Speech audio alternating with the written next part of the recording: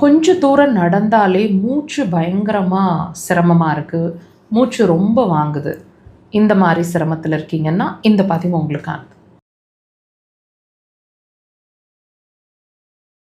மாடிப்படி ஏறினா இறங்குனாலும் மூச்சு வாங்குது, ஒரு 10 அடி சேர்ந்தாப்பில் நடந்துட்டாலே மூச்சு ரொம்ப சிரமமாக இருக்குது, கொஞ்சம் நேரம் உட்காந்து ஆஸ்வாசப்படுத்திட்டு தான் நாங்கள் நடக்க ஆரம்பிக்கிறோம். இந்த மாதிரி இந்த மூச்சு வாங்குகிற விஷயங்கள் அண்ட் பேசிகிட்டு இருக்கும்போதே பார்த்திங்கன்னா பெருமூச்சு அடிக்கடி வருது, நைட்டில் கொரட்டை வருது, இந்த மாதிரி சிரமங்களில் இருக்கீங்க அப்படின்னா கண்டிப்பாக நீங்கள் ஒரு விஷயத்தில் திங்க் பண்ணிகிட்ருப்பீங்க, ஒரு விஷயத்துக்கு பயந்துட்டுருப்பீங்க.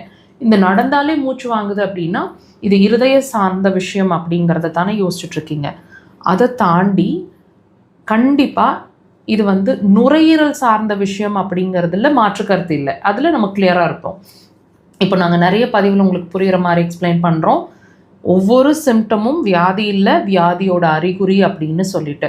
ஸோ இந்த மூச்சு வாங்கிறது அப்படிங்கிறதும் ஒரு வியாதியோட அறிகுறி அப்படின்னா உங்களால் நம்ப முடியுதா? ஆமாங்க, இது நாங்கள் சொல்லக்கூடிய கான்செப்ட் டோட்டலாக உங்களுக்கு ஒரு ஒரு ஆச்சரியமாக இருக்கும், வியப்பாக இருக்கும்.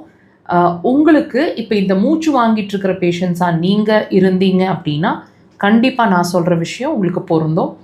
டெஃபினட்டாக மோஷன் சார்ந்த, அதாவது மலக்குடல் சார்ந்த பிரச்சனை உங்களுக்கு இருக்குது. வாட்ச் பண்ணி பாருங்கள். என்ன இருக்கும், கொஞ்சம் நாளாக இருக்குது, இந்த மூச்சு வாங்குறது கொஞ்சம் நாளாக இருக்குது, கொஞ்சம் மாதமாக இருக்குது, அல்லது அடிக்கடி என்னை பாதிக்குது, சில வருஷங்களாகவே நான் இதில் பாதிச்சிட்ருக்கேன் அப்படின்னா அப்போது மோஷன் டைம் இல்லாமல் போயிட்டுருக்கும், அடிக்கடி போகிற மாதிரி இருக்கும், 2-3 தடவை போகிற மாதிரி இருக்கும். நான் மார்னிங்கெல்லாம் மோஷன் எக்ஸ்க்ரீஷன்ஸ் கிடையாது, போஸ்ட் லஞ்சு ஈவினிங் எப்போ மோஷன் போகிறோம் அப்படிங்கிற உணர்வே எனக்கு இல்லை. ஸோ அந்த அன்டைம்லி மோஷன்ஸ், இந்த மாதிரி விஷயங்கள் இருக்கும். சில நேரங்களில் டென்ஷன் ஆனீங்கன்னா மோஷன் வந்துடுற மாதிரி ஒரு உணர்வு இருக்கும். சில உணவுகள் அடிக்கடி ஒத்துக்காமல் போயிட்டு லூஸ் மோஷன்ஸ் ஆகிடுற மாதிரி இருக்கும். இந்த மாதிரி ஏதாவது ஒரு பிரச்சனை இருக்கும். தாண்டி அதெல்லாம் இல்லை டாக்டர், எந்திரிச்ச உடனே நான் மோஷன் போயிடுறேன், 3 மணிக்கு எந்திரிச்சாலும் மார்னிங் மோஷன் போயிடுறேன், 6 மணிக்கு எந்திரிச்சாலும் அதே தான், இதுவும் பிரச்சனை தாங்க. ஃப்ளேட்லன்ஸ் கீழ் வழியாக நிறைய காற்று பிரிஞ்சுட்டே இருக்கும். நீங்கள் இந்த சிரமங்களில் ஏதாவது ஒன்றாவது உங்களுக்கு இருக்கும். தயவு செய்து வாட்ச் பண்ணுங்கள்.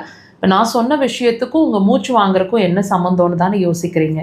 கண்டிப்பாக இந்த பிரச்சனைக்கும் உங்களோட மூச்சு வாங்குறதுக்கும் டைரெக்டாக சம்மந்தம் இருக்குது. இதை நம்ம அக்குபஞ்சரில் ஈஸியாக தீர்க்க முடியும். கண்டிப்பாக ட்ரை பண்ணுங்கள் அக்குபஞ்சர்.